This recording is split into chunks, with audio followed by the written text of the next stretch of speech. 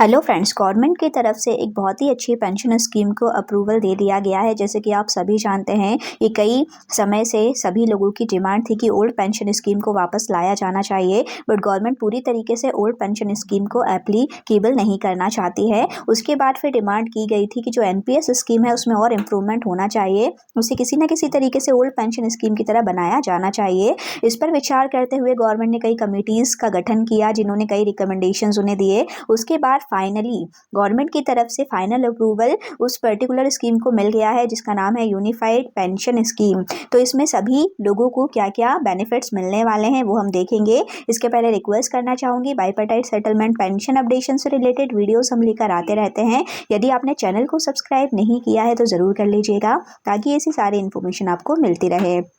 So friends, बात करते हैं तो यूनियन कैबिनेट जैसे कि उन्होंने अप्रूवल दिया है यूनिफाइड पेंशन स्कीम को, तो उसके क्या फीचर्स रहेंगे। सबसे पहला वेरी इंपॉर्टेंट कि जो पेंशन है वो एक अश्योर्ड पेंशन रहेगी 50% की। इसकी 12 मंथ का जो है एक एवरेज देखा जाएगा कि 12 मंथ्स में आपका बेसिक क्या रहा है, तो उसका 50% एटलीस्ट ज़रूर पेंशन के तौर पे दिया जाएगा, जिसकी सर्विस 25 ईयर की हो गई है। This pay is to be proportionate for lesser service period up to a minimum of 10 year of service. तो ये एक बहुत ही इंपॉर्टेंट फीचर रहा है, जो कि बहुत इंपॉर्टेंट डिमांड थी कि 50% बेसिक पेंशन का वो एटलीस्ट ज़रूर होना चाहिए, तो इसे अप्रूवल मिल गया है। सेकंड है अश्योर्ड फैमिली पेंशन 60%। तो लास्ट पेंशन जो भी एक पेंशनर विड्रॉ कर रहा होगा उसका 60% एटलीस्ट फैमिली पेंशन को रखा जाएगा।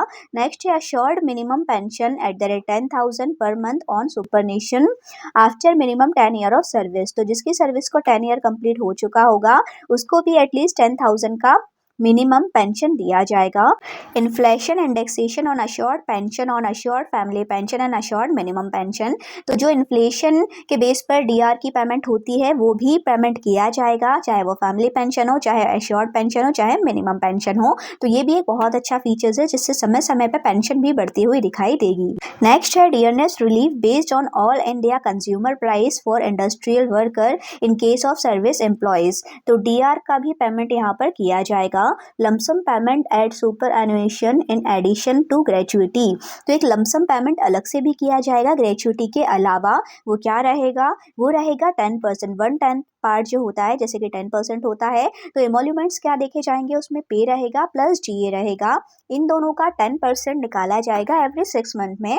एवरी 6 मंथ यानी कि साल में 2 बार, 6 मंथ में एक बार, साल में 2 बार जो पर्टिकुलर पेमेंट रहेगा उसका 10% एक अलग से कैलकुलेशन की जाएगी, और उसका लमसम पेमेंट रिटायरमेंट के टाइम पर किया जाएगा। तो ये भी एक एडिशनल फीचर्स है जिसे कि इसमें लाया गया है। This payment will not reduce the quantum of assured pension.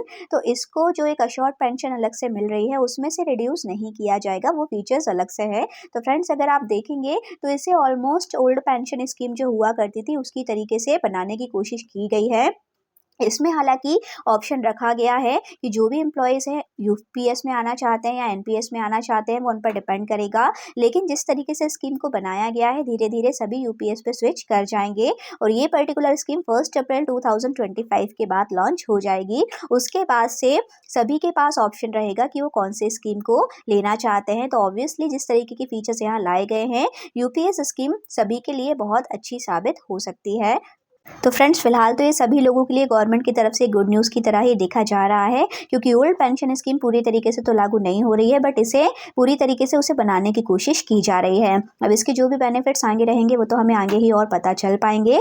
Pensioner से जुड़ी ऐसी ही और इन्फॉर्मेशन पाते रहने के लिए चैनल को सब्सक्राइब जरूर करें। Thank you for watching.